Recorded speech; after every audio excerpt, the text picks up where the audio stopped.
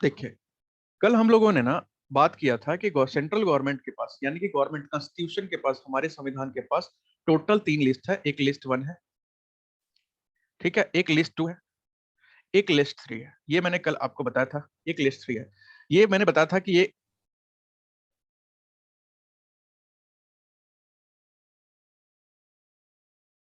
एक सेकेंड। ये जो पहली लिस्ट होती है, पहली लिस्ट किसकी होती है भैया? पहली लिस्ट होती है केंद्र सरकार की, सेंट्रल गवर्नमेंट की। पहली लिस्ट किसकी होती है? पहली लिस्ट केंद्र सरकार की होती है, सेंट्रल गवर्नमेंट की। दूसरी लिस्ट किसकी होती है भाई? दूसरी लिस्ट होती है स्टेट गवर्नमेंट की। और इसको किस किस नाम से बुलाया जाता है? इसको हम बोलते हैं यूनियन लिस्ट। और दूसरी होती है आपकी स्टेट लिस्ट। और तीसरी होती है कॉन्करेंट लिस्ट। ये बात याद रखिएगा, जो यूनियन लिस्ट होती है यानी कि संघ की जो सूची होती है, संघ की सूची, इसमें सिर्फ और सिर्फ किसको अधिकार है? सेंट्रल गवर्नमेंट को, केंद्र सरकार को अधिकार है कोई भी लॉ बनाने के लिए, कोई भी लॉ तोड़ने के लिए, कोई भी लॉ तोड़ने के लिए नहीं, मतलब हटाने के लिए या कोई भी अमेंडमेंट करने के लिए। स्टेट लिस्ट का मतलब होता है राज्य की सूची।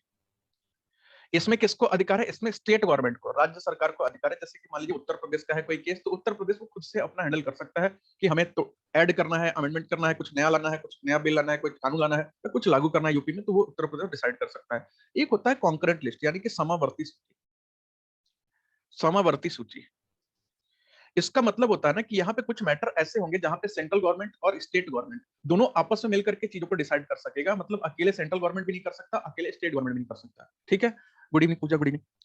तो जो अगर किसी कानून को दोनों central government plus state government मिल करके उसको बना रहे हैं, तो याद रखिएगा वो कौन सा कानून होगा? वो पक्का पक्का कॉन्करेंट लिस्ट का होगा। और कॉन्करेंट लिस्ट बोले तो लिस्ट नंबर 3 होगा। ठीक है।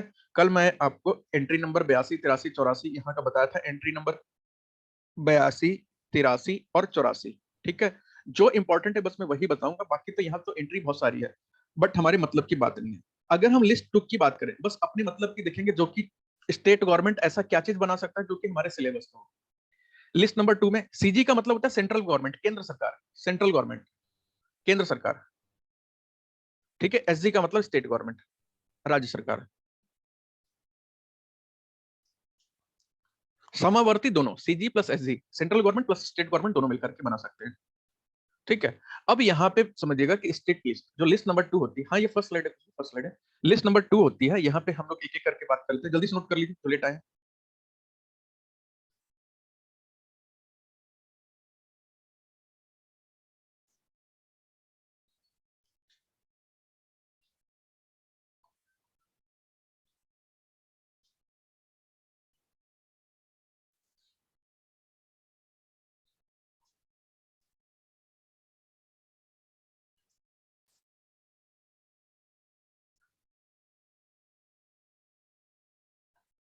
हो गया।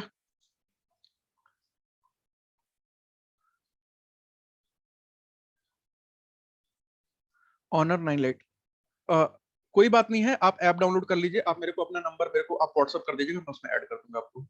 ऐप में सारी चीजें मिल जाएंगी। ओ लेवल की पुरानी अपलोड हो गई है, और ये कॉमर्स अरिथमेटिक भी आज करवा दूंगा रात में, तो कल से वो भी एक्सेस आपको मिल जाएगा, चिंता करने की जरूरत नहीं।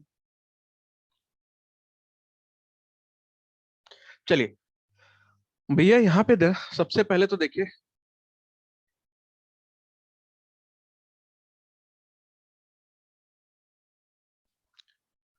लिस्ट 2 का, यानी कि हम बात करें स्टेट लिस्ट के बारे में, राज्य की सूची। सबसे पहले हम लोग बात करते हैं एंट्री नंबर 46। भूलिएगा नहीं, स्टार बना के लिख लीजिएगा, क्योंकि एग्रीकल्चरल इनकम से रिलेटेड आपके पेपर में सवाल नहीं बनेगा, बस उसके एंट्री से रिलेटेड सवाल बन सकता है। ठीक है, पक्का पक्का बन सकता है। एंट्री नंबर 46 हमें क्या कहता है? एंट्री नंबर 46 किससे से रिलेटेड है भाई? एग्रीकल्चरल इनकम से रिलेटेड है, जो कि किसके पास राइट्स होता है भैया? वो राइट्स किसके पास होता है? स्टेट गवर्नमेंट के पास होता है। अगर आप एक चीज याद रखिएगा, अगर आपको कोई बोले ना कि इनकम टैक्स किसके हाथ में होता है भाई, तो आपको लगेगा कि इनकम टैक्स तो भैया गवर्नमेंट ऑफ, लेकिन एग्रीकल्चरल इनकम के बारे में याद रखिएगा, एग्रीकल्चरल इनकम जो है वो स्टेट गवर्नमेंट का मैटर है, यानी कि राज्य सूची का मैटर है।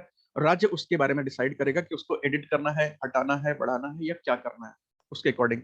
ठीक है, लिख लीजिएगा, taxes on agricultural income, taxes on agricultural income.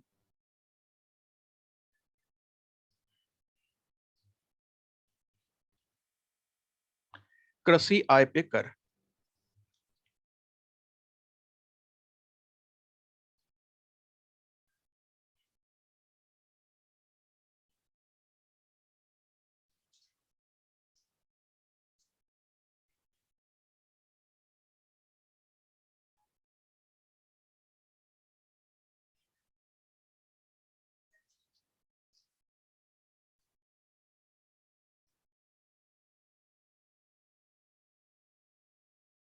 ठीक है।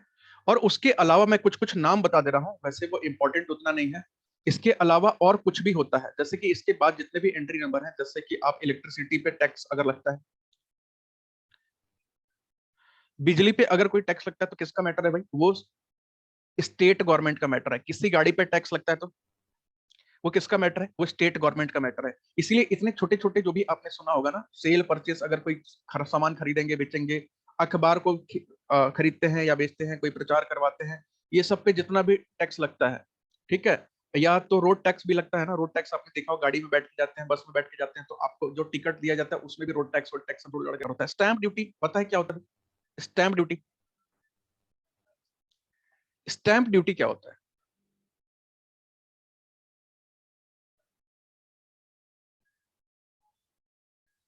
हाँ, मिनरल राइट्स भी आता है, मिनरल राइट्स भी आता है।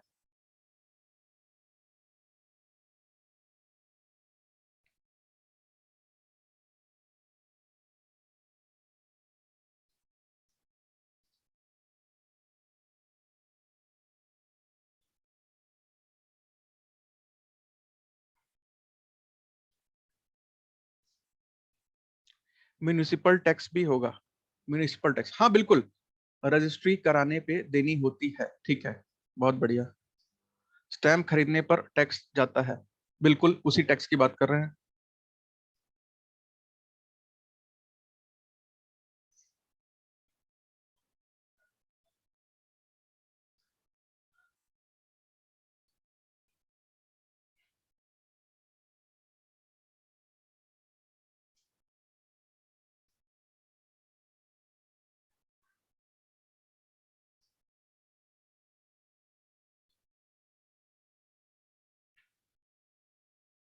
ठीक है, यहाँ पे क्या होता है ना, जितने भी टैक्स होते हैं, जब कोई प्रॉपर्टी परचेस करते हैं उस पर जो टैक्स लगता है, ठीक है। देखिए क्या होता है ना, स्टैम्प ड्यूटी मैं बताता हूँ, यहाँ पे जितने भी मिनरल्स मिनरल्स हो गए, सब कुछ ये स्टेट गवर्नमेंट डिसाइड करती है। जब आप कभी किसी एक प्रॉपर्टी किसी को बेचते हैं, मान लीजिए ये सेलर है, ठीक है, ये बेचने वाला है, एक बायर भी होगा, खरीदने वाला। जब आप अपनी पेमेंट ले रहे होंगे भैया, कैश पेमेंट या कुछ भी बैंक से पेमेंट ले रहे होंगे, तो भाई साहब इस में कुछ कागज में नाम लिखा होगा, एड्रेस लिखा होगा, किसकी जमीन है, किसका क्या है, इसमें डॉक्यूमेंट्स होंगे सारे, ये नाम सेलर के नाम था, अब ये इस प्रॉपर्टी को बायर के नाम कर दो। तो ये जो प्रॉपर्टी ट्रांसफर होगी सेलर टू बायर, ठीक है, ये जो प्रॉपर्टी सेलर टू बायर में ट्रांसफर होगी, इसमें कुछ तो चार्जेस लगेगा ना, कुछ तो फ्री में तो सरकार करेगी नहीं कि फ्री बैठे आओ दीदो करते रहेंगे दिन भर काम। तो उस पे क्या करते हैं, जितने का भी रजिस्ट्रेशन अमाउंट, इतने हजार रुपए की जमीन बेचूंगा, उसका एक हिस्सा यानी कि 8% के लमसम, वैसे बेसिक एवरेज ऑल इंडिया का 8% है, कुछ स्टेट का कम भी है, कुछ स्टेट का ज्यादा भी है, 8% के आसपास आपको सरकार के लिए देना पड़ेगा। किस लिए देना पड़ेगा, क्यों, क्योंकि आप एक नाम हटा करके दूसरा नाम वहां पे डलवा रहे हैं, ठीक है, उसके लिए आपको चार्जेस पे करना पड़ेगा। कितना अभी ज्यादा नहीं हुआ है, अभी यही से नोट कर लीजिए। बाकी इसके अलावा ना, जो हमारे टैक्स है, इनकम टैक्स और एग्रीकल्चर, इन सब चीजों से, हाँ वही बोल सकते हैं, रजिस्ट्री चार्जेस उसे ही बोलते हैं स्टैंप ड्यूटी, ठीक है। बट सरकार ना उसको एक कानूनी तरीके से खरीदती है, सरकार ना ये नहीं चाहती है कि मिसलीड हो, लोग मिसलीड हो। इसलिए सरकार क्या करती है कि आप जब जाते हैं ना रजिस्ट्री करवाने, तो क्या करते हैं कि स्टैम्प पेपर जो लेते हैं, स्टैम्प पेपर बोले तो वो एक पेपर टाइप का लेते हैं नॉर्मल, लेकिन ठीक है, ये पैसा तो सरकार ले लेती है 1,000 रुपए, लेकिन ये पेपर आप ही को देते हैं, ठीक है, वो सिर्फ दिखाते हैं कि भैया पेपर तो आप ही के पास है, लेकिन बेसिकली सरकार ने उसका 1,000 रुपए का स्टैम्प पेपर, अगर मान लीजिए अगर आप 8% पे करते हैं, मान लीजिए 1 लाख की प्रॉपर्टी है, ठीक है, और आप अगर मान लीजिए 8% स्टैम्प ड्यूटी पे करते हैं, यानी कि 8,000 रुपए आपको पे करना पड़ेगा, तो आठ, ठीक है, 8,000 रुपए का स्टैम्प पेपर खरीदना पड़ेगा। स्टैम्प पेपर खरीदेंगे, उसी पे चीजें लिखी जाएंगी, उसी पे सब चीज कर दिया जाएगा, उसी पे ठप्पा लग जाएगा, और उसी के बिहाफ पे चीजें वहां सरकारी डेटा में बदल दी जाएगी, क्योंकि सरकार ने पैसा तो आपसे ले लिया ना, स्टैम्प पेपर के तहत स्टैम्प पेपर आपको देकर के सरकार ने तो पैसा आपसे ले लिया, ठीक है। अब मेरी बात समझिएगा, इनकम टैक्स एक्ट जो आया था, अच्छा लिस्ट 3 मैंने नहीं बताया, लिस्ट 3 भी देख लीजिए। Good evening, good evening. Maximum stamp paper कितने का होता है, अभी बताते हैं कितने का होता है। देखिए लिस्ट 3 में क्या होता है ना, जो समावर्ती सूची होती है, कॉन्करेंट लिस्ट, समावर्ती सूची, समावर्ती सूची। यहाँ पे एक चीज याद रखिएगा, जैसे कि कोई प्रॉपर्टी टैक्स वाली चीजें होती है ना, प्रॉपर्टी टैक्स, ऐसी चीजें जो central government plus state government दोनों मिलकर के आपस में डिसाइड कर सके, वो सब यहाँ पे चीजें लिस्ट 3 में आती है, यानी कि संपत्ति कर। इसके अलावा आपका और क्या होता है भाई, हाउस टैक्स, गृह कर, ठीक है। ये सब किसके अंडर में आता है? ये सब दोनों के अंडर में आता है। स्टेट और सेंटर दोनों मिलकर के यहाँ पे कोई भी चेंज करना चाहें तो वो कर सकते हैं।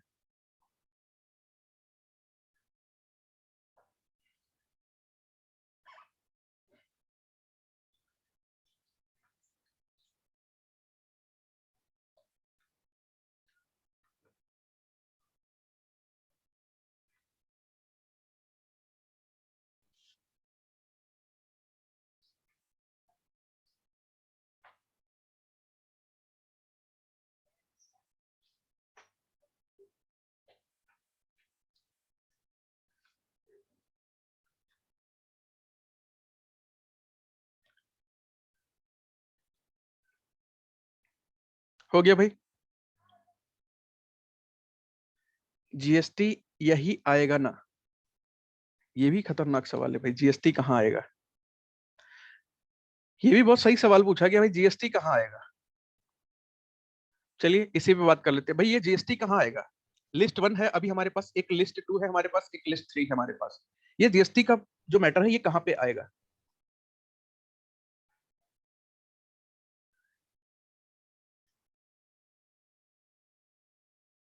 लिस्ट 3 में, लिस्ट 1 में, दोनों में आएगा। लिस्ट 3 में, ज्यादातर लोग बता रहे हैं लिस्ट 3 में आएगा।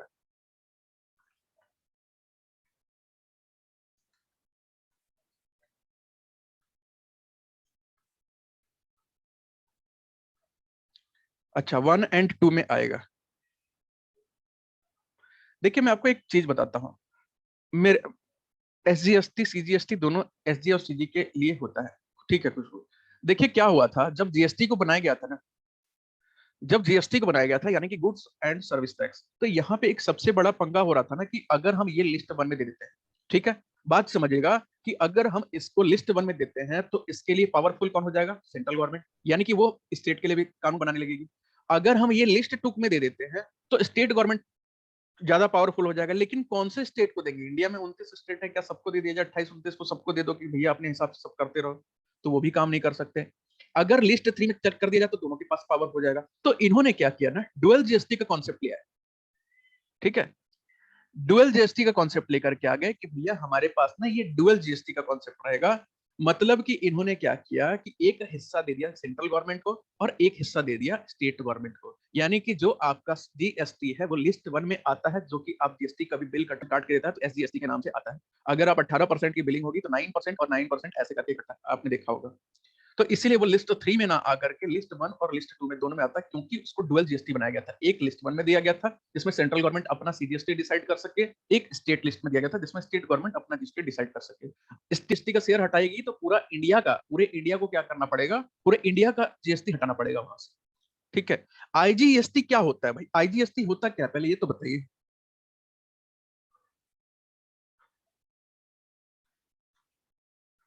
आईजीएसटी का काम क्या होता है? इंटीग्रेटेड जो गुड्स एंड सर्विस टैक्स होता है उसका काम क्या होता है?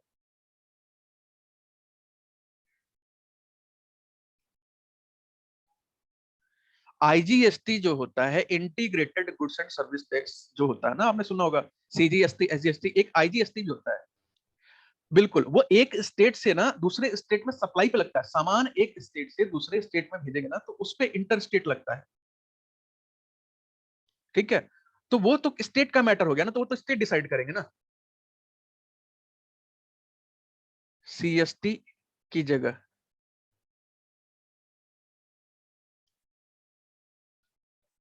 क्लियर है अब? आईजीएसटी हो गया integrated goods and service tax, ये आपके स्टेट का मैटर है, ठीक है। और ये एसजीएसटी का ही मैटर है, अलग से कुछ नहीं है। आईजीएसटी के लिए कानून बनाया गया था, आईजीएसटी के लिए एक एक्ट बनाया गया था, जो आईजीएसटी एक्ट देखता है भैया कि हमें क्या करना है, रेट परसेंटेज और ये सब चीजें क्या रखनी है, ठीक है। यहां तक बातचीत क्लियर है कि हमारा ये सब काम क्या होता है, कैसे होता है। कल मैंने आपको एक बात बताई थी शायद, अगर आपको याद हो तो।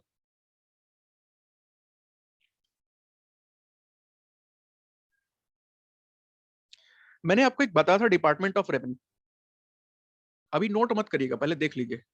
डिपार्टमेंट ऑफ रेवेन्यू,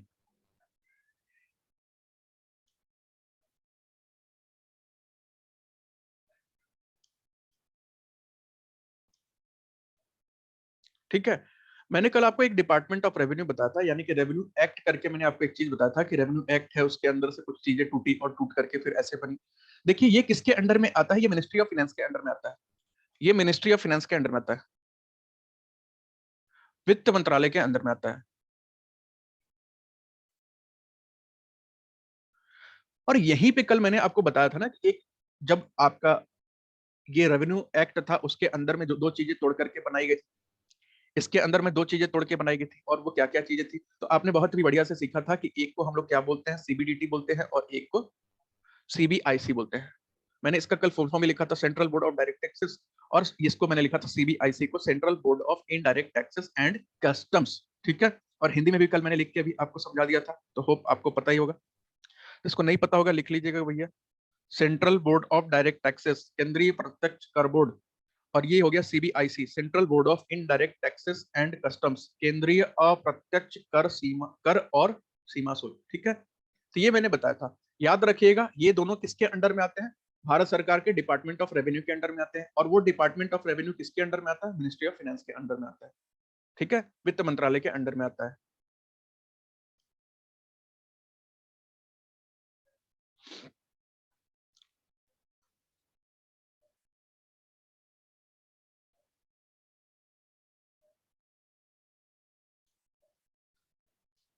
हाँ नोट कर लीजिए, क्योंकि अब बनाना था तो नोट कर लीजिए, ऐसे ही मिनिस्ट्री ऑफ फाइनेंस बनाएगा, उसके अंडर में डिपार्टमेंट ऑफ रेवेन्यू बनाएगा, उसके अंदर में सीबीडीटी और सीबीआईसी लिख लीजिए।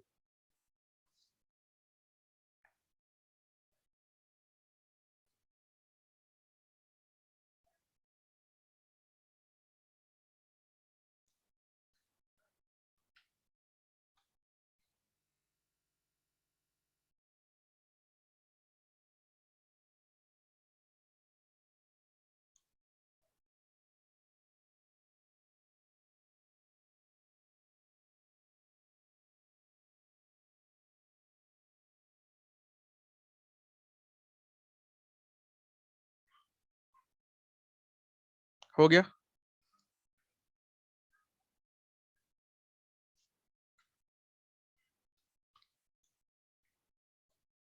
चलिए।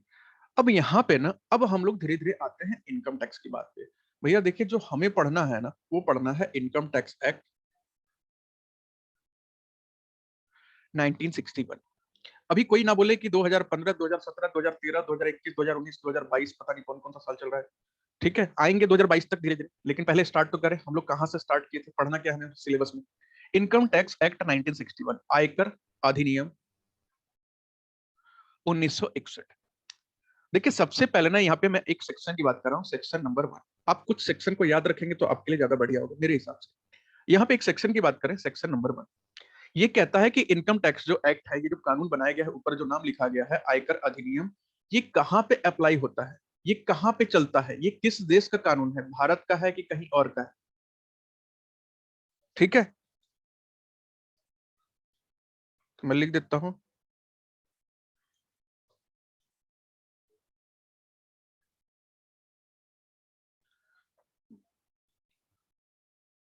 Provisions,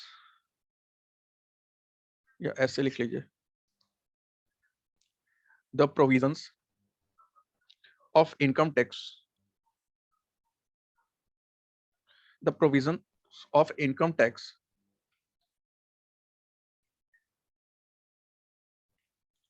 extend to the whole of India. देखिए यहाँ इंक्लूडिंग जम्मू कश्मीर लिखने की जरूरत नहीं है, ठीक है ना, इंक्लूडिंग जम्मू एंड कश्मीर लिखने की जरूरत नहीं, क्योंकि अब वो हिस्सा रहा ही नहीं अलग। पहले लिखा जाता ना इंक्लूडिंग जम्मू कश्मीर, तो अब वो मत लिखिएगा, बस समझ जाएगा कि जम्मू कश्मीर में भी अप्लाई होता है, इंक्लूडिंग होल ऑफ इंडिया।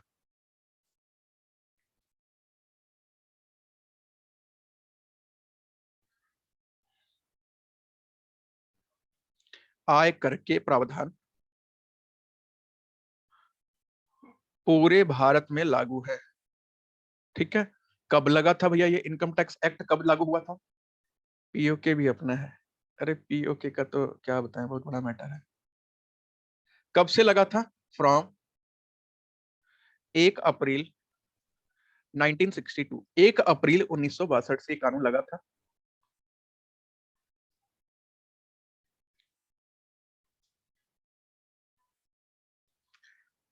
और यहाँ कुल मिला जो जुला करके चार बातों के बारे में कहा गया था।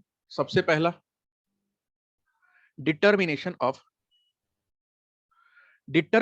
ऑफ 4 बातें कही गई थी excluding Sikkim,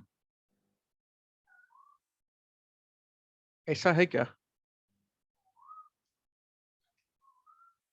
determination of taxable income,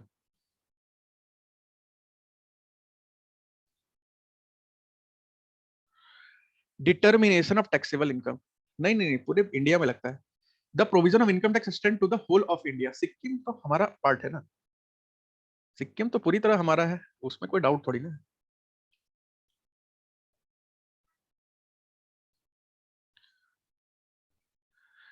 कर योग्य आय का निर्धारण, ठीक है। पहली बात तो ये लिखी थी कि भैया हम टैक्सेबल इनकम मतलब किसी के इनकम, कौन से इनकम पे, किसी के आय के कौन से हिस्से पे हम टैक्स लगा दें, सबसे पहली चीज हम ये निकालेंगे। ये जब आया था ना तब की बात कर रहे हैं, जब इनकम टैक्स एक्ट 1961 में आया था तो ये 4 बातें बता रहा था, जिसमें से एक बात ये है। उसके बाद अगर हम इनकम निकाल लिए तो अब निकालेंगे कि भैया अब टैक्स कितना लेंगे उससे, यानी कि डिटर्मिनेशन ऑफ टैक्स लायबिलिटी, ठीक है। यानी कि हमें टैक्स अब कितना वसूलना है ना, उसके बारे में डिसाइड करना है, यानी कि कर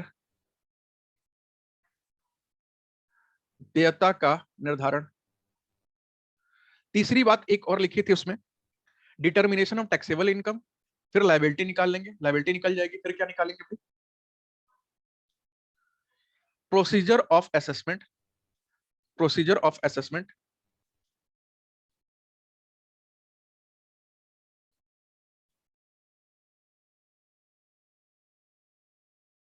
अपील्स, ठीक है। असेसमेंट होगा, appeals, procedure of assessment, appeals, penalties and, और क्या होता है भाई इनकम टैक्स में पेनल्टी के अलावा? प्रोसिक्यूशंस, प्रोसिक्यूशंस, प्रोसिक्यूशंस, यानी कि इसका मतलब क्या हुआ भैया? अब आप इनकम टैक्स में तो बहुत सारी चीजें होती है, असेसमेंट होता है, अपील होता है, पेनल्टी होती है, प्रोसीजर होता है। अगर कोई टाइम पे टैक्स ना भरे और सालों साल गुजारता रहे तो भैया पेनल्टी लगानी पड़ेगी। पेनल्टी लगाने के बाद फिर उसके प्रोसिक्यूशन, मतलब कि अगर फिर भी वो ना माने तो फिर क्या करेंगे? फिर कोर्ट, कानून, कचहरी है, फिर इसमें हम देखेंगे। और भैया ऐसा नहीं है कि हमारी तरफ से ही गलती हो सकती है, उनकी तरफ से भी कुछ गलती होती है, तो फिर उसके लिए आप क्या कर सकते हैं? अपील चाहे आप कर सकते हैं या उनकी तरफ से भी किया जा सकता है। तो ये बात हो गई, हिंदी में भी लिख लीजिएगा भाई। मूल्यांकन, अपील, दंड, मूल्यांकन, अपील, दंड,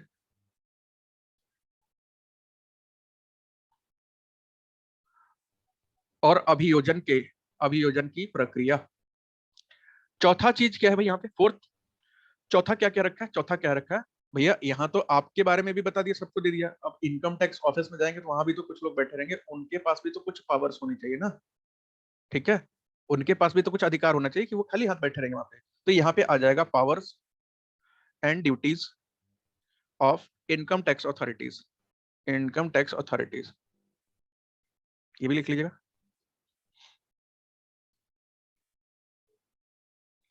कर अधिकारियों की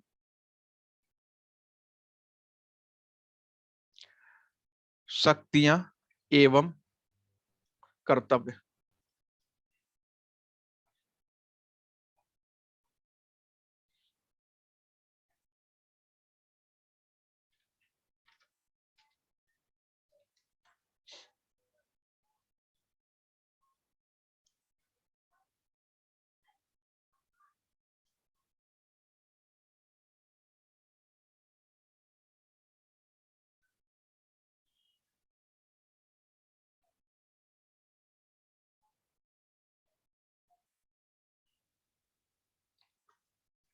अच्छा एक चीज बताइए, आपने एक बात सुना होगा कि इसमें ज्यादातर किताब दुकान पे जाते हैं, मतलब दुकान की किताबों की दुकान पे जाते हैं, तो वहां बोलते हैं यार नई किताब आ गई है, पुरानी वाली नहीं चलेगी, नई बुक आ गई है इनकम टैक्स की। मतलब वो अगर फिर अगले साल जाएंगे फिर बोलेगा नई किताब आ गई, फिर अगले साल जाएंगे फिर बोलेगा नई किताब आ गई। ये नई किताब नई किताब नई किताब का यहाँ पे कॉन्सेप्ट क्या है कि हर बार नई किताब कैसे आ जाती है। तो यहाँ पे क्या होता है ना, जब कोई भी कानून, ये तो हर साल बदलता रहता है, ठीक है, बदलता रहता है, रेट्स में चेंज होता है, ठीक है काजल। देखिए क्या होता है ना, यहाँ पे स्लैब्स बदल जाते हैं, ठीक है, यहाँ पे होते हैं एनुअल अमेंडमेंट्स, ये चीज याद रखिएगा, एनुअल अमेंडमेंट्स।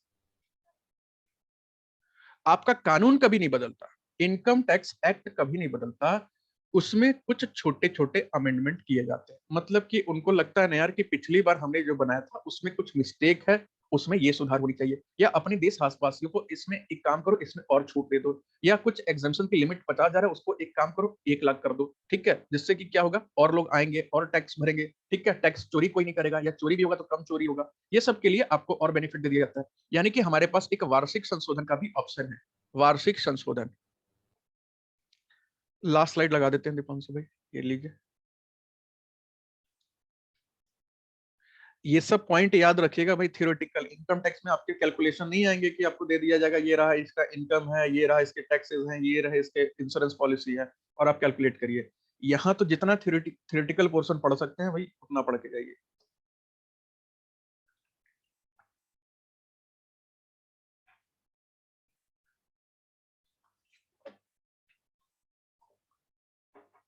चलिए, अब एनुअल अमेंडमेंट्स की अगर हम लोग बात करें, तो क्या एनुअल अमेंडमेंट्स मतलब ऐसे ही मोदी जी को मन किया सुबह सो उठ के बोले यार इलेक्शन आ गया एक काम करो कर दो? खुशबू फॉर्म नंबर आने दीजिए, फॉर्म नंबर आपको बताएंगे, छोटा सा कॉन्सेप्ट है वो, तो 1 मिनट में आपको याद करवा दूंगा, ठीक है। ऐसा तो नहीं कि 10 फॉर्म याद करने में बहुत टाइम लग जाएगा, तो तुरंत याद हो जाएगा, 2 मिनट का काम है। मुश्किल चीज यही है, फॉर्म वॉर्म तो तुरंत है, फॉर्म टीडीएस ये 2 पोर्शन तो आपका तुरंत हो जाएगा कंप्लीट, वो तो पूरा रट, उसमें से सवाल ही गलत नहीं होने के चांस है। बट यहाँ पे ना क्या होता है, जब तक डिटेल में नहीं जाएंगे समझ नहीं पाएंगे चीजों को। अब यहाँ पे समझिएगा कि अगर हम किसी एक कानून को, मान लीजिए एक लॉ बन गया है इनकम टैक्स एक्ट, ठीक है, किसी चीज के लास्ट में अगर एक्ट लिखा रहता है, मतलब इसका होता है अधिनियम। अधिनियम का मतलब होता है कि ऐसे ही नहीं कि प्राइम मिनिस्टर को मन किया वो कुछ भी चेंज कर दिया, या प्रेसिडेंट को मन किया तो कुछ भी चेंज किया। एक्ट में कभी भी कोई भी संशोधन इतनी आसानी से नहीं होता है, ठीक है, इतनी आसानी से नहीं हो सकता है। तो भैया फिर कैसे होगा, अगर मुझे इनकम टैक्स एक्ट में कोई भी संशोधन करना है तो मुझे क्या करना पड़ेगा? तो यहाँ पे हम लोग एक बात समझते हैं कि हमारे पास एक एक्ट और है जिसके संशोधन हम करते हैं ना, तो इनकम टैक्स एक्ट अपने आप संशोधित हो जाता है। मतलब कि उस एक्ट को अगर हम थोड़ा सा अमेंड कर दें तो इनकम टैक्स एक्ट अपने आप अमेंड हो जाएगा। कैसे? मतलब इसको अमेंड करने के लिए ना हमें उसकी मदद लेनी पड़ती है, ये मैं आपको बताता हूँ कैसे। Amendments are made, amendments are made annually with the help of with the help of finance act.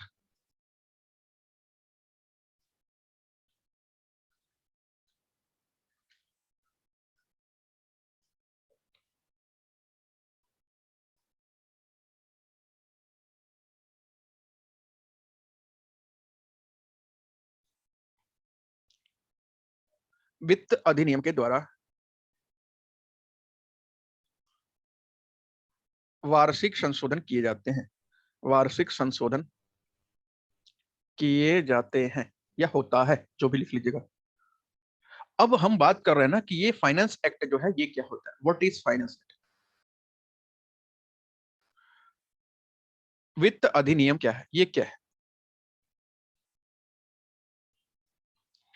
तो भैया फाइनेंस एक्ट क्या है?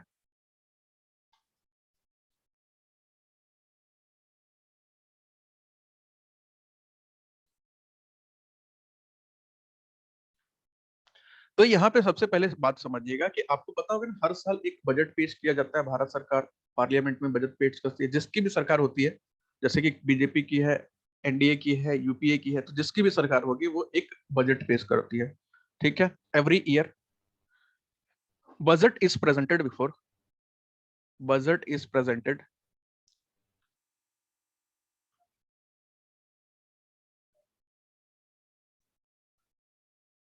Before parliament before parliament by कौन बिल कौन पेश करता है भैया? बजट कौन पेश करता है?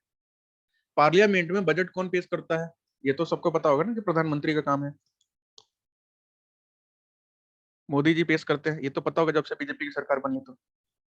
अच्छा, मोदी जी नहीं करते, वित्त मंत्री, चलिए बहुत बढ़िया।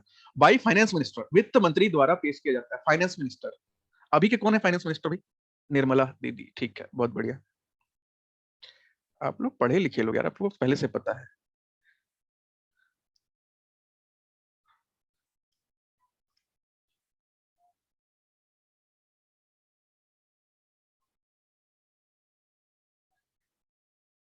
सुशील भाई देखना पड़ेगा यार, वो तो स्टार्टिंग से करना पड़ेगा। देखते हैं, उसके लिए कुछ देखते हैं, ठीक है। हाँ, निर्मला सीतारमण। अब यहाँ पे एक बात समझिएगा, ये सब छोटी बात है। अच्छा, वित्त मंत्री द्वारा हर वर्ष संसद में पेश किया जाता है, ठीक है। वित्त मंत्री द्वारा बजट हर हर हर वर्ष बजट संसद में पेश किया जाता है। अच्छा, बजट किस दिन पेश किया जाता है भैया? बजट किस दिन पेश किया जाता है संसद में, क्या पता? इसमें ना आए, किसी और पेपर में आ गया।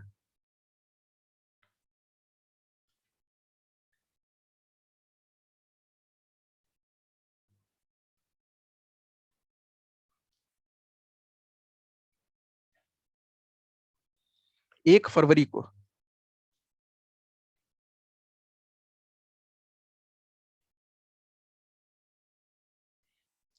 1 फरवरी को। यार ये तो सबको पता है यार, मैंने सोचा कुछ स्पेशल। फरवरी 2 वीक को। फरवरी 2 वीक को, अच्छा, सेकेंड वीक को।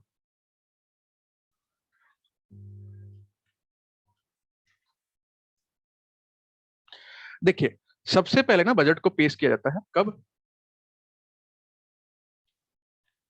फर्स्ट डे ऑफ फरवरी, ठीक है। फरवरी के प्रथम दिन को। 1 डे बिफोर एक्चुअल बजट, बिल्कुल। अब यहाँ पे एक चीज समझिएगा कि इस बजट में ना, जो बजट वाला आपने देखा होगा कि एक, जब दीदी आती है पार्लियामेंट में तो उनके हाथ में एक ब्रीफकेस होता है, ये देखा होगा ना? ब्रीफकेस होता है।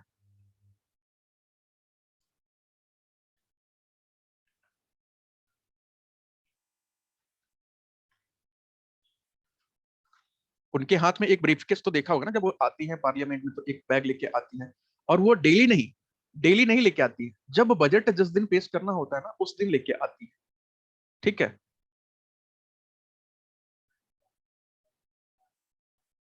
तो पहले पहले तो भैया वो बजट वजट पेश करने के लिए पूरा वो बैग वैग लेके आते थे।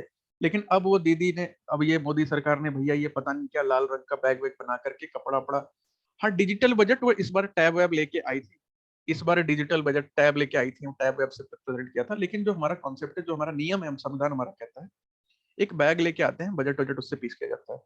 अच्छा, एक चीज बताइएगा कि उस बैग में ना एक फाइनेंस बिल भी होता है, वित्त बिल भी होता है, ये तो पता होगा ना? ये जो आपका होता है बजट, इस बजट के अंदर एक बिल भी होता है जिसको हम बोलते हैं फाइनेंस बिल। ये क्या होता है भैया, फाइनेंस बिल क्या होता है? ये फाइनेंस बिल क्या होता है, ये तो मैं पहली बार सुन रहा हूँ, फाइनेंस बिल।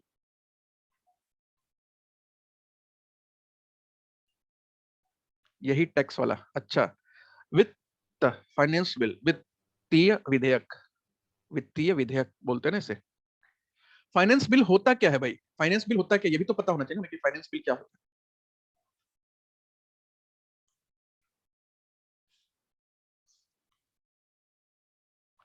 इसी में लिखे होते हैं अमेंडमेंट्स, ठीक है, बहुत बढ़िया।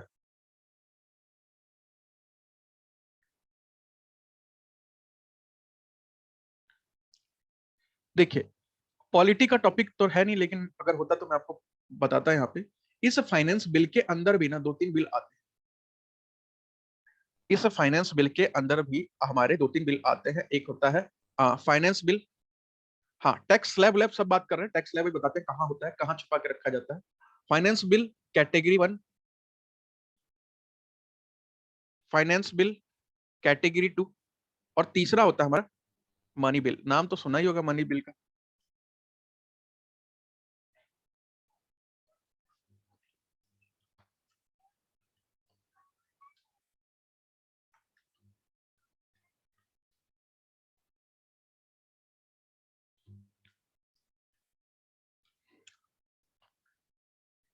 बहुत सारी चीजें मनी बिल, संविधान में इसका जिक्र है बिल्कुल। देखिए मनी बिल तो इतना खतरनाक है ना, ये प्रेसिडेंट को भी धक्का मार सकता है। मनी बिल तो ऐसा है, ये प्रेसिडेंट तक को भी हिला सकता है। भैया प्रेसिडेंट के पास ना इसको रिकंसिडरेशन मतलब पुनः विचार का याचिका भी नहीं लगा सकता, मतलब वो भेज भी नहीं सकता प्रेसिडेंट। मनी बिल को आपको पता होगा प्रेसिडेंट के पास भी पावर नहीं है इंडिया में कि उसको पुनः विचार के लिए भेजा जाए। आइदर यस बोलो, आइदर नो बोलो, मैटर को क्लोज करो, तीसरा कुछ नहीं होगा। हाँ बोलिए या ना बोलिए, तीसरी चीज कुछ नहीं होगी। तो ये क्या होता है ना कि एक बक्से में बजट पेश किया जाता है, उस बजट के अंदर हाँ उन्हें कंसेंट यस और नो में देना होता है मनी बिल के केस में, बाकी तो सब अपना दे सकते हैं। अभी बताते हैं, अरे ये पॉलिटी का टॉपिक होता है ना, तो मैं आपको फिर डिटेल में बताता कि ये किस हाउस में पेश किया जाता है, कितना हमें मेजोरिटी चाहिए होता है। काजल, उनको ना बस अपना कंसेंट यस की, देखिए वैसे प्रेसिडेंट के पास ना इसको रिकंसिडरेशन यानी कि पुनः विचार करने का पावर नहीं होता है, ठीक है। लेकिन प्रेसिडेंट के पास ये पावर होता है कि उसको यस भी कर सकते हैं यानी कि एक्सेप्ट भी कर सकते हैं और रिजेक्ट भी कर सकते हैं। अगर वो रिजेक्ट भी करते हैं ना तो रिकंसिडरेशन के बारे में नहीं जाता है, रिकंसिडरेशन पे नहीं जाता वो, मतलब पुनः विचार के लिए वो नहीं जाएगा, वो क्लोज ही कर दिया जाएगा, मैटर हटा दिया जाएगा, ठीक है।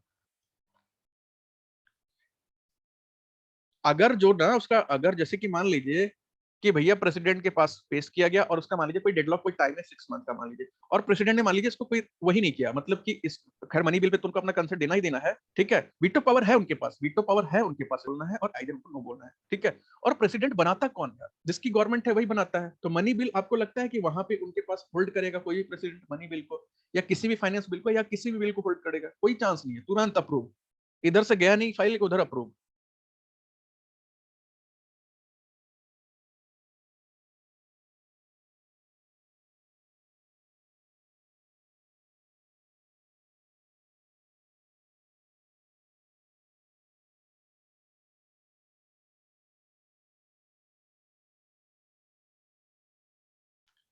हाँ वहां से बिल को रिजेक्ट नहीं करते, हाँ वहां से बिल को रिजेक्ट नहीं करते भैया, साइन वाइन करके दे देते हैं।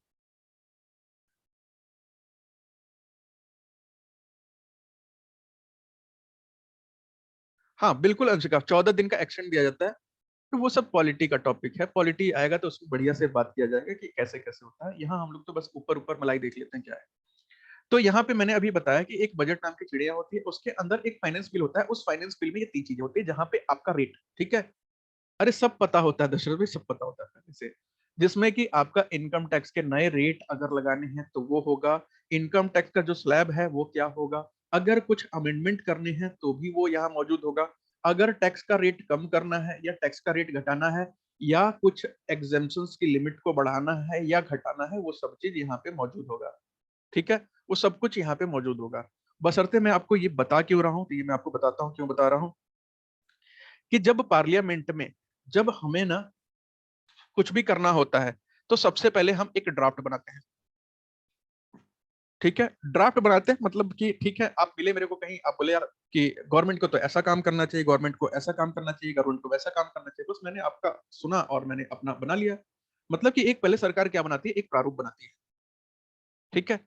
उसमें लिख लेंगे कि भैया ये करना है, ये करना है, ये करना है, ये करना है, ऐसा ऐसे सब चीज होना चाहिए। और लेकिन ये करता कौन है? तो एक चीज यहाँ पे याद रखिएगा, ये डिस्कशन होता है, ठीक है। आपस में बातचीत करते हैं पहले, आपस में बातचीत, भैया जो मंत्री है, वित्त मंत्री, वो आपस में बातचीत, उनकी टीम में जो लोग हैं उनसे बातचीत करके कुछ बनाएंगे। उसके बाद पब्लिक से भी ओपिनियन लेंगे, पब्लिक ओपिनियन। लेकिन अब आप सोच रहे होंगे यार हमें तो कभी फोन नहीं किया निर्मला जी ने कि पूछने के लिए कि बताओ टैक्स में क्या कर दिया जाए। तो वो हमसे नहीं पूछते हैं। पब्लिक ओपिनियन मतलब हम लोग पब्लिक में नहीं आते हैं, पब्लिक ओपिनियन मतलब जो बड़े बड़े टैक्स पेयर्स हैं उनसे बातचीत किया जाता है, ठीक है। ये मत सोचिएगा कि आपको फोन करेंगे आपसे पूछेंगे, जनता की राय। और श्री एक चीज और होती है जो कि एक्सपर्ट, कुछ एक्सपर्ट भी होते हैं ना, जो बड़े बड़े कॉलेज के प्रोफेसर हैं, टैक्सेशन से रिलेटेड, इकोनॉमिक्स से रिलेटेड, उनसे ही पूछा जाता है एक्सपर्ट, ठीक है। लेकिन आज के डेट में वो नहीं पूछते, जब से मोदी सरकार आ गई वो पूछते ही नहीं, किसी से नहीं पूछती, बना देंगे अपना, पता नहीं कैसे उनके पास टीम है, उनके पास सब टीम है। काजल बात वही है, तो हमसे पूछते नहीं है, ये हो गया विशेषज्ञ। भाई जनता से पूछना चाहिए ना, जिसके ऊपर टैक्स का बर्डन ज्यादा है, जो बेचारा उस टैक्स के नीचे दबा हुआ है, उससे पूछना चाहिए ना क्या करो। भैया जिसके पास अनलिमिटेड पैसा है, काला धन है, वो तो पता है उसको टैक्स देने की क्या जरूरत है, एक तरफ से काला मनी आ रहा है और टैक्स में चला जा रहा है। अनलिमिटेड पैसा है तो वो क्या बताएगा टैक्स के बारे में। ठीक है, तो टैक्स के बारे में उससे पूछना चाहिए जो 5% या 10% के स्लैब वाले में। ठीक है, टैक्स वो नहीं बता पाएगा जो 30% के स्लैब में, 25% के स्लैब में, ये लोग क्या बता पाएंगे? उनके पास पैसे की कमी थोड़ी ना है। तो ड्राफ्ट हमारा बन गया। अब ड्राफ्ट बनने के बाद क्या किया जाता है भाई, अगला स्टेप क्या होता है? अब इसका बनाया जाएगा बिल, क्योंकि इसमें बहुत सारे लोग फर्जी बातें किए रहेंगे, बहुत सारे लोग अच्छी बातें किए रहेंगे, तो भैया एक बढ़िया सा बिल बनाया जाएगा, यानी कि विधेयक बनाया जाएगा। उसके बाद विधेयक को कहां पेश किया जाएगा? विधेयक को कहां ले जाया जाएगा? पार्लियामेंट में, संसद में। लेकिन संसद में कहां पे पेश किया जाता है? संसद में पेश कहां किया जाता है?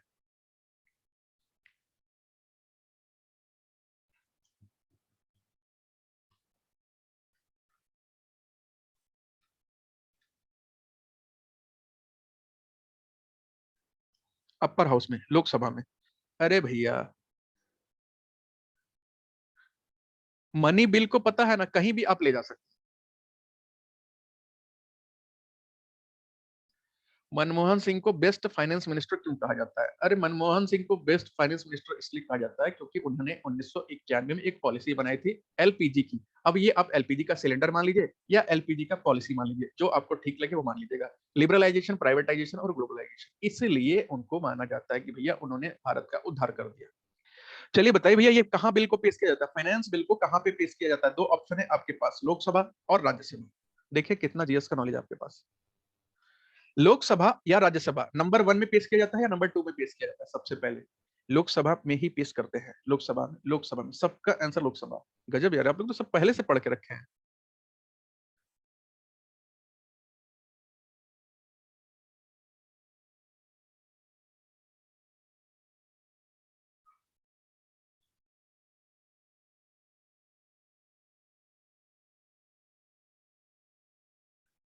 बचपन में सुने थे। सब पहले लोकसभा। अच्छा, बाद में कहां करते हैं?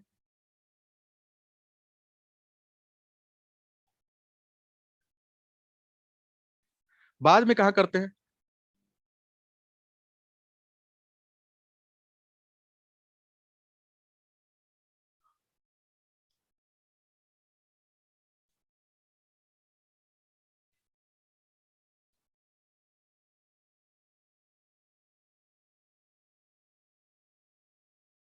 सिर्फ लोकसभा में ही पेश किया जाता है। लोकसभा और राज्यसभा किसी में पेश कर सकते हैं। ये भी भाई बहुत खतरनाक आंसर है।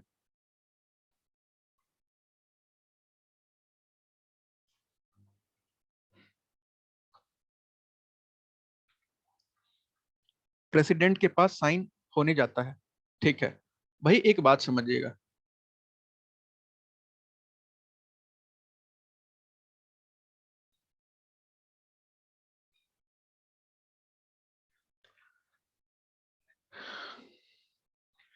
जो पार्लियामेंट होती है ना, जो इसमें फाइनेंस बिल होते हैं, फाइनेंस बिल या मनी बिल मान लीजिए, कैटेगरी 1 के होते हैं।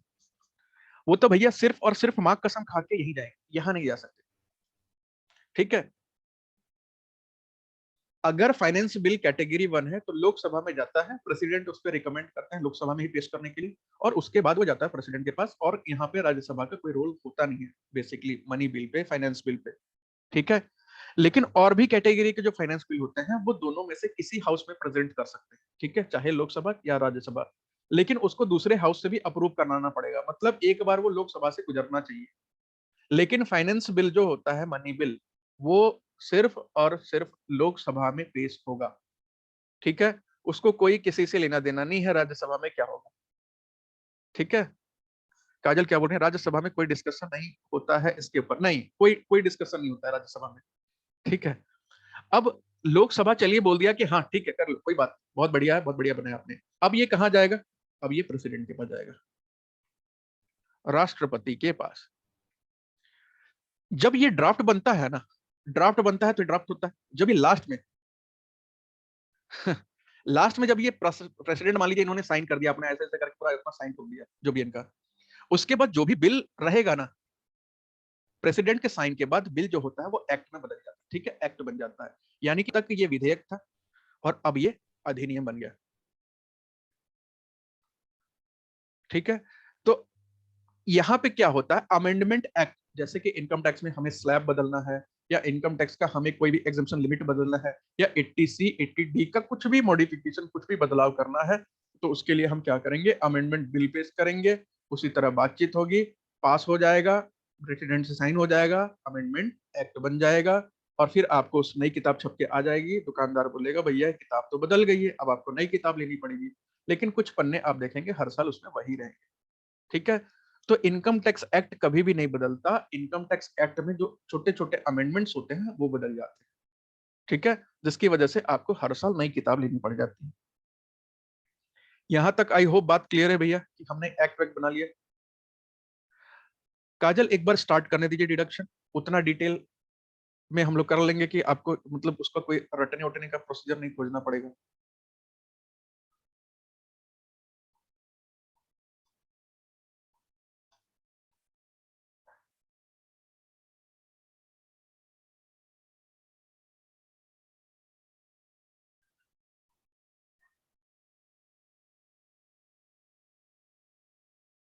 लास्ट में कुछ पूछेंगे बता दीजिए, ठीक है बता देंगे भाई, कोई दिक्कत नहीं।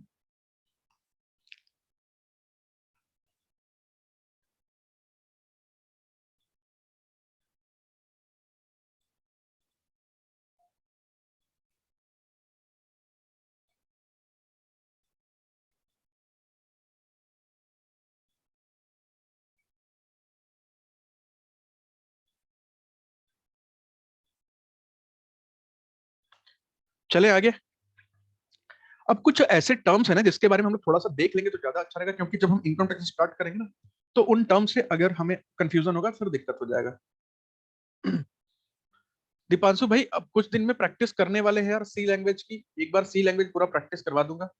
3-4 दिन लगेगा, 3-4 दिन में, क्योंकि कुछ लोग स्ट्रिंग एरे ये सब चीजें ना दूसरे दूसरे लेवल के क्वेश्चन बना के देख रहे हैं, टेस्ट सीरीज में डाल रहे हैं, तो उसमें बहुत सारे बच्चों को भी दिक्कत हो रहा है, तो ऑब्वियस सी बात है वो भी करवा देंगे, ताकि मन में कोई भ्रम ना रहे कि ये हमने नहीं पढ़ा।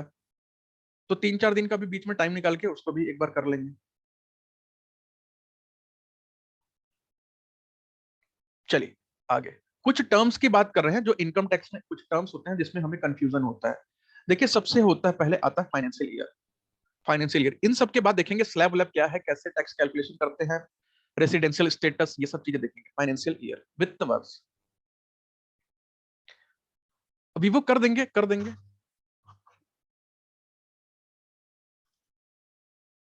ठीक है ना, आपने मेरे को व्हाट्सअप कर दिया ना, व्हाट्सअप जिसने किया उसका सबका आज कर देंगे।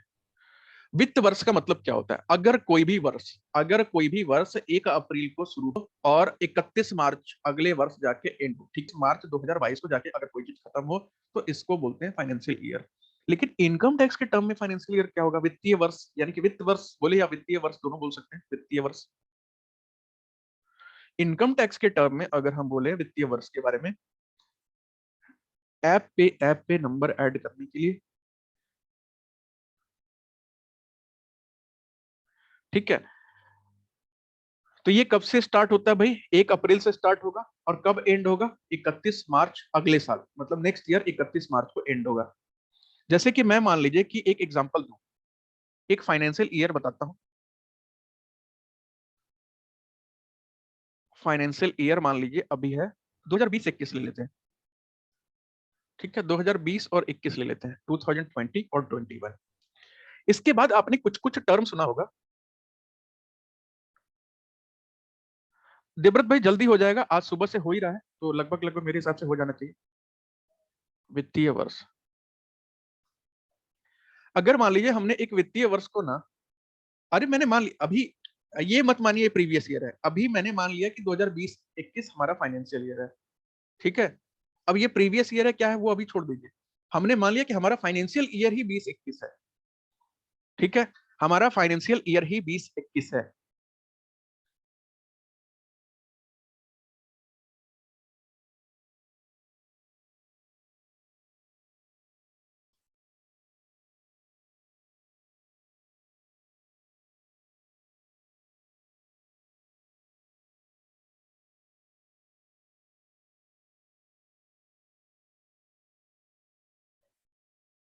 ठीक है, तो अच्छा इसका प्रीवियस ईयर क्या हो जाएगा भाई, प्रीवियस ईयर क्या हो जाएगा? अगर मान लीजिए ये हमारा फाइनेंशियल ईयर है 2021, 2021 हमारा वित्त वर्ष है, तो हमारा प्रीवियस ईयर क्या हो जाएगा? प्रीवियस ईयर तो भैया इससे पीछे आना चाहिए, प्रीवियस ईयर इसके पहले आना चाहिए, वो क्या हो जाएगा? 2019 और 20।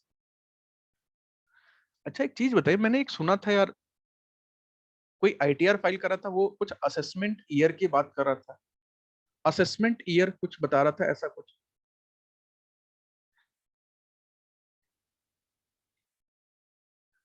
अच्छा 21-22 होगा, 2021-22 होगा। असेसमेंट ईयर पता नहीं क्या बता रहा था, मेरे को समझ नहीं आया वो क्या होता है भाई असेसमेंट ईयर।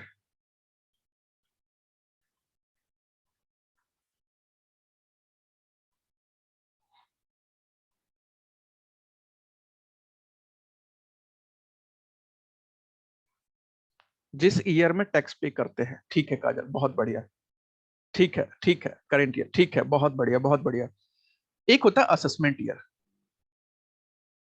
ठीक है, आकलन का वर्ष, जिस साल हमारा इनकम टैक्स पे करते हैं कैलकुलेट करके, बिल्कुल अगम पे बिल्कुल सही बता रहे हैं।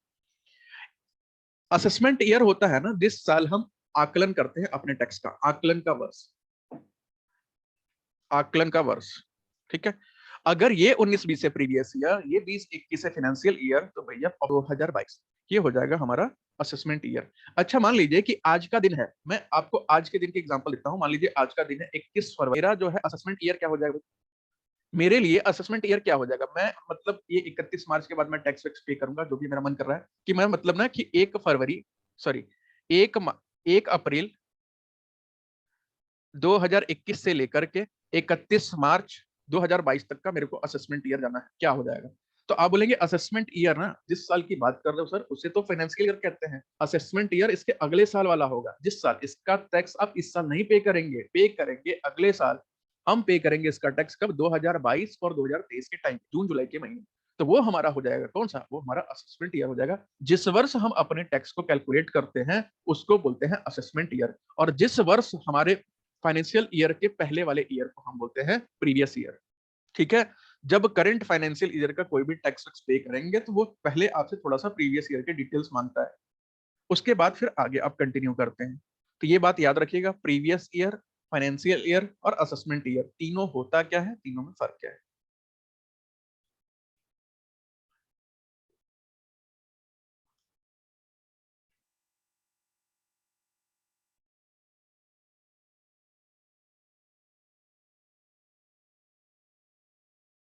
ठीक है, एक सवाल मेरा है, देखते हैं।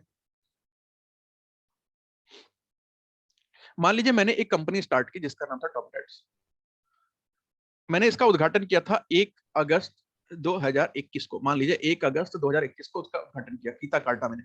तो मेरे लिए कोई फाइनेंशियल ईयर बता सकता है क्या? मेरा फाइनेंशियल ईयर कोई बता सकता है?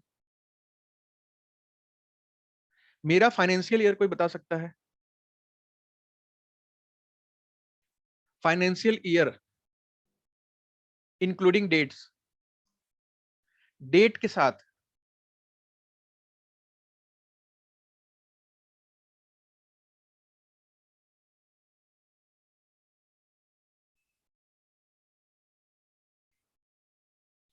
1 अप्रैल 21 से 31 मार्च 22, ठीक है। 1 अगस्त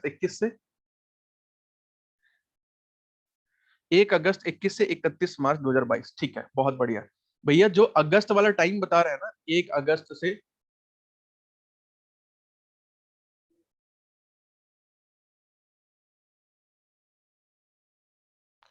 1 अगस्त से जो टाइम बता रहे हैं वो बिल्कुल सही बता रहे हैं, 1 अप्रैल से जो टाइम बता रहे हैं वो बिल्कुल गलत बता रहे हैं, ठीक है। याद रखिएगा, जब आप कोई एक नया बिजनेस या नया व्यापार स्टार्ट करते हैं, देखिए मेरी कंपनी पहले से नहीं थी, मैंने बताया कि 1 अगस्त को मैंने इसका फीता काटा है, मतलब कि इसका उद्घाटन किया है। जब कोई नई एग्जिस्टेंस में चीजें आएंगे तो जिस दिन वो एग्जिस्टेंस में आएगी उसी दिन से उसका फाइनेंशियल ईयर हम जोड़ेंगे, ना कि हम 1 अप्रैल से जोड़ेंगे। इसीलिए मैंने आपसे डेट भी पूछा था, ठीक है। मैंने आपसे फाइनेंशियल ईयर पूछा, वो तो सभी ने 21 और 22 बताया, वो तो बिल्कुल सही था, लेकिन मुझे थोड़ा सा डेट के बारे में भी जानना था कि डेट क्या होगा इसका सही, ठीक है। तो एक सवाल आता है कि प्रीवियस ईयर या फाइनेंशियल ईयर, क्या ये 12 महीने से कम के भी हो सकते हैं? प्रीवियस ईयर या फाइनेंशियल ईयर, नहीं, बिल्कुल सही था कौशल भाई। प्रीवियस ईयर और फाइनेंशियल ईयर, क्या ये 12 महीने से कम हो भी सकते हैं? तो अब इसका आपके पास जवाब है, हाँ बिल्कुल 12 महीने से कम भी हो सकते हैं, बशर्ते वो बिजनेस जो है वो नया होना चाहिए, और क्या पता वो पिछले साल आधे साल में स्टार्ट हुआ हो, या हो सकता है कि वो इस साल आधे महीने में स्टार्ट हुआ हो, या 2-4 महीने गुजरने के बाद स्टार्ट हुआ हो। कंफ्यूजन मत रखिएगा, 12 महीने नहीं होगा उसका फाइनेंशियल ईयर, या 12 महीने नहीं होगा उसका प्रीवियस ईयर। ठीक है।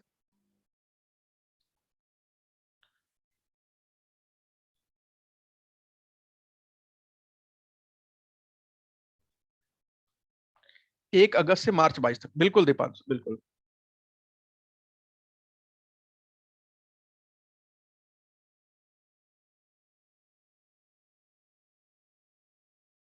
ठीक है। अब मेरी एक बात और समझिएगा, इंडिविजुअल अगर बिजनेस कर रहा है तो थोड़ी ना फाइनेंशियल ईयर 12 से कम होगा।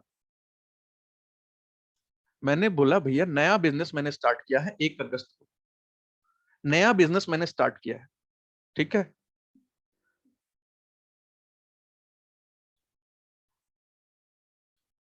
भाई एक चीज बताइए कि अगर मेरा मान लीजिए कोई सोर्स ऑफ इनकम नहीं है, ठीक है, मेरा कोई भी सोर्स ऑफ इनकम नहीं है, नो सोर्स ऑफ इनकम है, और मैं जाकर के किसी कंपनी को आज खड़ा कर देता हूँ, या मैं अपना HUF स्टार्ट कर देता हूँ, हिंदू अनडिवाइडेड फैमिली, कुछ भी अपने बल पे स्टार्ट कर लेते हैं। ठीक है। असेसमेंट ईयर 12 महीने से कम कैसे हो सकता है? नहीं, बंद होने से हमसे क्या मतलब है? असेसमेंट ईयर तो भैया 12 महीने का ही होगा। साल काम तो पिछले साल स्टार्ट किया था ना। अब यहाँ पे एक बात समझिएगा कि फाइनेंशियल ईयर, अगर कोई ऐसा काम ना जो पहले से चला रहा है, मान लीजिए 1 अगस्त 2021 को हमने नहीं स्टार्ट किया था, ये बहुत पहले से स्टार्ट है, मान लीजिए कि ये स्टार्ट है हमारा कुछ 1 अप्रैल 1992 से स्टार्ट। ठीक है। और मान लीजिए कि ये बिजनेस के केस में बता रहे हैं, व्यापार के केस में, व्यापार के केस में कि एक बिजनेस मेरा था पुश्तैनी, मेरे पिताजी, मेरे दादाजी, मेरे परदादाजी करते थे, और मैं भी अब बड़ा हो गया तो मैं भी सोचा मैं भी ज्वाइन कर लेता हूँ। लेकिन जब मैं बिजनेस में गया तो मुझे लगा कि भैया यार यहाँ पे तो बहुत सारी चीजें नहीं हो सकती है। तो मैंने क्या किया, जो पुश्तैनी बिजनेस तो चल रहा था वो तो चल ही रहा था, ठीक है, उसमें मैंने कोई भी चेंज किया, लेकिन एडिशनल मैंने बहुत सारी चीजें स्टार्ट कर दी 1 अगस्त 2021 से। मैंने एडिशनल बहुत सारी चीजें अपनी नया बिजनेस, मतलब उसी बिजनेस में कुछ नई चीजें मैंने स्टार्ट कर दी, जिससे मेरा न्यू सोर्स ऑफ इनकम बन गया, मतलब नया इनकम का नया स्रोत मेरे लिए बन गया। तो याद रखिएगा, जो पुराना बिजनेस चल रहा है इसके लिए तो 12 महीने का होगा, 1 अप्रैल से 31 मार्च। लेकिन जो नया वाला बिजनेस स्टार्ट किया है वो जिस डेट पे भी स्टार्ट किया है 1/8 से काम कब तक होगा, 31 मार्च। फिर आगे वो अपने टाइम पे अपने लाइन पे चलते रहेगा, ये बात भी याद रखिएगा।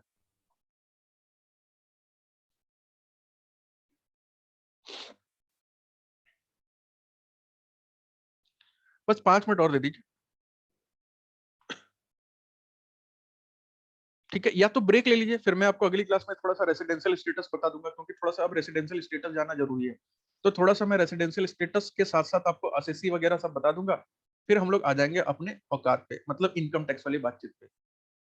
क्योंकि कुछ सेक्शन, 4-5 सेक्शन अगर बीच में छोड़ देना पढ़ाते हुए तो फिर बेकार हो जाएगा। खा लेते हैं तब तक। अच्छा, ये ले लीजिए। 8 PM स्टार्ट हो गया। अच्छा,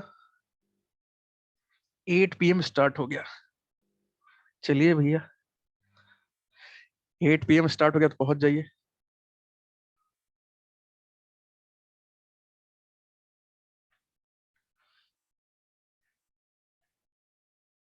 मैसेज अलग से भेजना, नहीं नहीं नहीं नहीं देवव्रत भाई, पुरानी वाली जो है ना, पुरानी वाली जो क्लासेस है उसके लिए मैसेज कर दे, मैं कर दूँ। कौन है जिसे 8 PM का इतना बेसब्री से इंतजार है? ये लड़की ही है वो भी, वो याद दिलाती हैं कि 8 PM हो गया। कौशल भाई अभी मैं थोड़ा सा देख देख लूं, फिर मैं बताता हूँ। पूछे काजल, कौन पूछ रहा था? शशांक भाई पूछिए।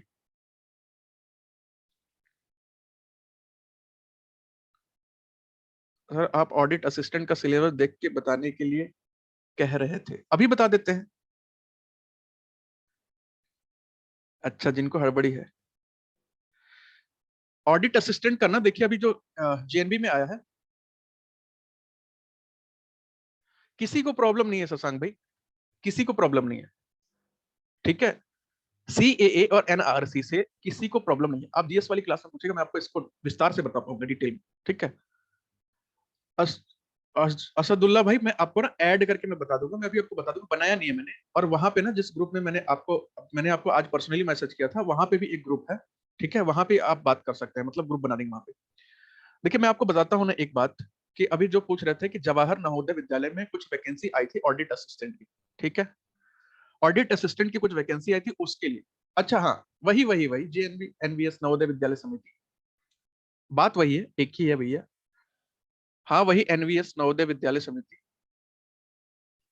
ठीक है, जवाहर नवोदय विद्यालय एक्चुअल में उसका नाम है ना, जवाहर नवोदय विद्यालय, जेएनबी नवोदय विद्यालय समिति, वो जो हायरिंग करते हैं। तो इसके सिलेबस के बारे में बहुत सारे बच्चे पूछ रहे थे, तो मैं आपको अभी सिलेबस इसका बता देता हूँ। सिलेबस मैंने इसका कल ही देख लिया था। देखिए यहाँ पे जो इन्होंने सिलेबस दे रखा है ना, यहाँ पे 130 नंबर का आपका पेपर होगा, ठीक है, 130 नंबर का पेपर है। नहीं नहीं, JNU नहीं, JNB लिखा है, ठीक है, 130 नंबर का पेपर है, जिसमें से मैथ्स है 30 क्वेश्चन, हर क्वेश्चन 1 नंबर का, 30 नंबर का। लैंग्वेज है, लैंग्वेज में इंग्लिश भी है आपका, हिंदी भी है। ये 30 क्वेश्चन है, 30 क्वेश्चन, ठीक है, ये है 30 क्वेश्चन। लैंग्वेज में है 20 क्वेश्चन, यानी कि 10 इंग्लिश से, 10 हिंदी से, 1 नंबर के 20, 30 20 50 नंबर हो गया। फिर है आपका जनरल अवेयरनेस है, करंट अफेयर्स है, प्लस कंप्यूटर है। 20 क्वेश्चन है, हर क्वेश्चन 1 नंबर का, और ये 20 नंबर का। हाँ ठीक है ठीक है, मैं आपको बता दूंगा, मैं आपको बता दूंगा, मैं आपको आज ही बता दूंगा, कोई बात नहीं।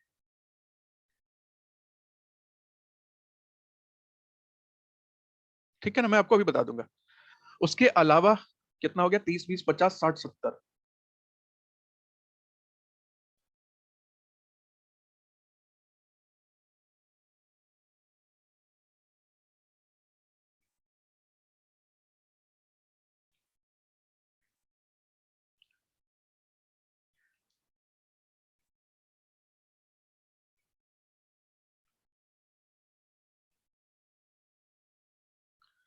उसके अलावा आपका सिलेबस है ना, सब्जेक्ट का भी क्वेश्चन है भैया इसमें, सब्जेक्ट नॉलेज, सब्जेक्ट नॉलेज के भी क्वेश्चन है, 40 क्वेश्चन है, और एक एक नंबर के एक है, यानी कि 40।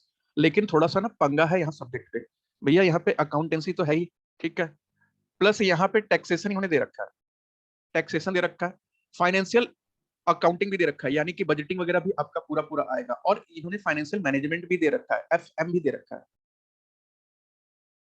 ठीक है कौशल पर कोई दिक्कत नहीं, ठीक है, कोई दिक्कत नहीं। तो थोड़ा सा यहाँ पे ना एक पंगा है कि इन्होंने सिलेबस में तो भैया पता नहीं क्या दे रखा है, अजीब अजीब इन्होंने कॉमर्स सिलेबस दे रखा है। एज लिमिटेशन क्या है, एज लिमिटेशन भी बता देंगे अभी।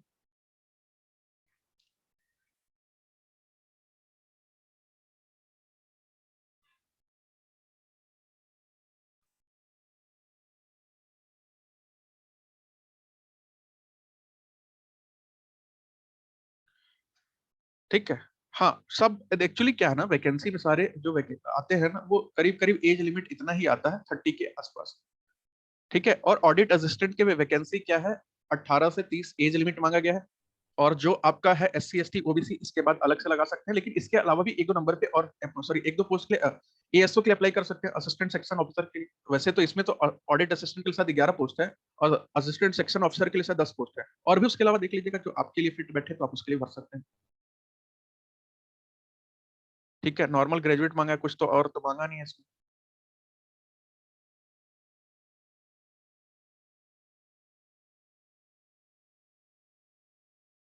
और सिलेबस कितना क्वेश्चन हो गया भाई, नो एज लिमिट, अरे ये बात तो है।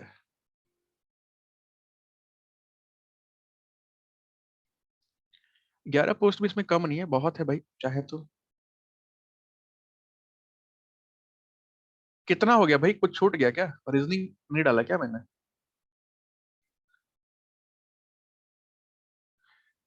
20 नंबर बच्चे हैं तो रीजनिंग डाल लीजिएगा, जो बच्चे हैं रीजनिंग के। तो ये हो गया 40 50 60 70 80 90 100 110, 110 हो गया ना, तो रीजनिंग लिख लीजिएगा। ये हो गया 20 क्वेश्चन, और 1 नंबर के एक, 20 नंबर, 130 नंबर का पेपर होगा भैया, ये रहा पैटर्न। हाँ रीजनिंग भी है अंशिका, बिल्कुल। तो ये आपका मैथ्स है, लैंग्वेज है English Hindi, general awareness, current affairs, computer पूरा, सब्जेक्ट नॉलेज, और उसके बाद आपका है रीजनिंग। 130 नंबर का पेपर है, नवोदय विद्यालय समिति का जो आया है फॉर्म। वैसे बेसिकली सारे के सारे सेक्शन ऑफिसर का भी कुछ इसी से रिलेटेड टॉपिक है। हाँ, ऑनलाइन पेपर है, ऑनलाइन टेस्ट है। ठीक है, और अगर आप सेक्शन ऑफिसर के लिए भरते हैं तो उसमें फिर आपको करंट अफेयर्स और पॉस्को आरटीआई ये सब थोड़ा ज्यादा डिटेल में पूछ लेगा, क्योंकि उन्होंने दे रखा है करंट अफेयर्स हम पूरा का पूरा पूछेंगे, जनरल अवेयरनेस पूरा का पूरा पूछेंगे, पॉस्को आरटीआई 40 नंबर का यही सब पूछ लेगा। लेकिन उसमें रीजनिंग 30 नंबर का है, क्वांटिटेटिव एप्टीट्यूड भी 30 नंबर का है, लैंग्वेज भी 30 नंबर का है, 30 30 60 30 90 हो जाएगा। कैसे प्रिपेयर करें कुछ बता दीजिए भाई। मैं जो चल रहा है क्लासेस में करते रहिए, बाकी मैथ्स तो मैं करा ही दूंगा, रीजनिंग भी मैं करा ही दूंगा। अरे मैं क्या क्या पढ़ाऊंगा भाई, मैथ्स रीजनिंग में पढ़ा दूंगा, मैथ्स रीजनिंग तो आपका पता ही है, मैथ्स रीजनिंग का कोई फीस नहीं है, सब लोग कर लीजिएगा। लैंग्वेज का इंग्लिश चल ही रहा है, हिंदी का भी अभी अरेंज कर रहा है। बाकी भैया जीए जी के करंट अफेयर्स का ये तो भैया पढ़ने वाली बात है, ठीक है। एक बैच जनरल अवेयरनेस का चल रहा है, आप देखिए बस वही है, बहुत ज्यादा पढ़ना पड़ेगा फिर। 20 नंबर के पीछे मत पड़िए, यहाँ बहुत सारे बच्चे हैं पढ़ने वाले। देखिए अगर जिसको लगता है कि जीके जीएस नहीं कर सकता है, करंट अफेयर्स नहीं कर सकता, क्योंकि वो सब थोड़ा सा फील्ड अलग ही हो जाता है, फिर आपको अलग लेवल पे जाके तैयारी करनी। अगर जीके जीएस करंट अफेयर्स नहीं कर सकते हैं तो फॉर्म को मत भरिए। अगर आपको जीके जीएस लगता है कि कर लेंगे, उसके साथ साथ आप टैक्सेशन वाला हिस्सा और फाइनेंशियल अकाउंटिंग और फाइनेंशियल मैनेजमेंट, टैक्सेशन इन्होंने ना बताया नहीं है कौन सा टैक्सेशन, इसका मतलब मान के चलिए कि थोड़ा सा इनकम टैक्स भी पूछ लेंगे, थोड़ा सा आपसे पूछ लेंगे जीएसटी के बारे में भी, थोड़ा सा अदर लॉस के बारे में भी, मतलब बेसिक बेसिक लॉस के बारे में, पॉस्को के बारे में, जैसे कि अभी उन्होंने बता रखा है सिलेबस में, आरटीआई के बारे में, ये सब पूछ सकते हैं आपसे।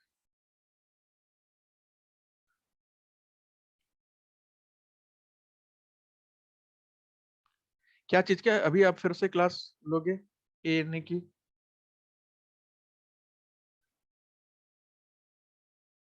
क्या चीज, आज ही या कल? आज तो क्लास नहीं है, तो मैं बता रहा था।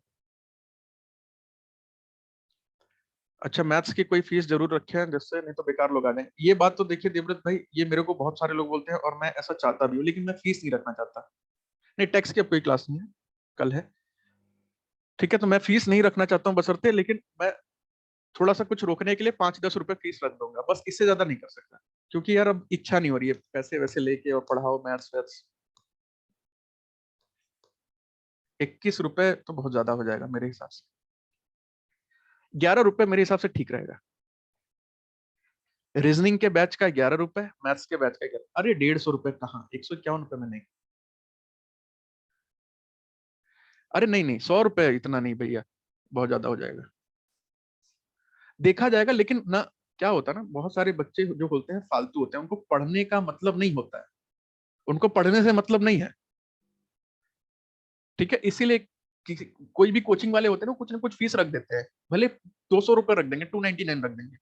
भाई पढ़ाने में ना फ्री में ज्यादा बेनिफिट होता है। ब्लॉक कैसे कर सकते हैं भाई आप किसी को? अभी एक काम करिए, ब्रेक ले लीजिए और ये रहा सिलेबस, लिख लीजिएगा। अगर किसी को नवोदय विद्यालय का फॉर्म भरना होगा, फॉर्म भी उन्होंने बहुत महंगा दिया भाई, 1-1 हजार रुपए के फॉर्म दिए, सबसे लेकर के हम लोगों में डिस्ट्रीब्यूट कर दीजिए। हाँ ये कर सकते हैं, ठीक है। खुशबू अभी मैं बता देता हूँ, अभी आज मैं ना उसका लैपटॉप का ऐप को कैसे एक्सेस करें उसी का मैं अभी ट्रायल लेने जा रहा था। तो मैं एक बार ट्रायल लेके देख लूं, क्या पता मैं ना चला पाऊँ, फिर आप लोग कैसे चलाएंगे। तो एक बार मैं चला के देख लूं, एक बार अगर मेरे मैं एकदम स्मूथली अगर यूज कर पाऊंगा, फिर वो मैं आप लोगों को बता दूंगा। ठीक है। हाँ असदुल्ला भाई, मैं बिल्कुल आपको बता दूंगा। आप एक बार मैं ग्रुप बना के आपको ऐड कर दूंगा, बाकी ना आप ऐप में ही वहां जाइए, आपको सब कुछ मिल जाएगा। ठीक है, ऐप में जाइएगा, वहां पे ना कंटेंट में जाइएगा, वहां पे जो क्लासेस अभी हुई है वो सब आपको मिल जाएगा। अभी खुशबू देख लेंगे, बाकी ब्रेक ले लीजिए, हम लोग मिलते हैं कल। तब तक के लिए सबको गुड डे। और भैया प्लीज हाथ जोड़ के रिक्वेस्ट है, मार्च अप्रैल में पेपर है, तब तक पढ़ाई कर लीजिए। ठीक है, चलिए सभी को गुड नाइट, मिलते हैं कल। अभी देख लेंगे, अभी देख लेंगे अंशिका। अभी आज रात में ना बहुत सारा काम करना, तो मैं सबका देख लूंगा, डाउट वाउट जो भी भेज रखे। एक्स्ट्रा सिलेबस हम लोगों को इस बैच में पढ़ा दीजिए। सुशील भाई एक्स्ट्रा सिलेबस की बात नहीं है ना, कि अगर मैं आपको बोलूं कि एक्स्ट्रा सिलेबस के लिए मुझे 100 रुपए पे कर दीजिए, तो प्रॉब्लम ये है कि वहां पे आधे बच्चे, उनको यूपी आरवीएनएल का फॉर्म नहीं भरना है, तो प्रॉब्लम वहां पे हो जाएगी, फिर मेरे को एक अलग से ग्रुप बनाना पड़ेगा। लेकिन आप बोल रहे हैं तो फिर भी मैं इसके बारे में कुछ कर दूंगा, इसकी चिंता करने की आपको जरूरत नहीं है, ठीक है। आप बोल रहे हैं तो मैं कर दूंगा, ठीक है। पैसे की इशू की वजह से ऐसा कोई ना हो जो ना पढ़ पाए, बस। ठीक है, अभी देख लेंगे। ठीक है। हाँ नहीं, टाइम वेस्ट तो मैं नहीं होने दूंगा, देखिए टाइम वेस्ट मैं नहीं होने दूंगा, टाइम वेस्ट की चिंता मत करिए, ठीक है दीपांशु भाई, अब भर लीजिएगा। तो अभी ब्रेक ले लीजिए, मिलते हैं कल, ठीक है, फिर बाकी बातें करेंगे इनकम टैक्स की।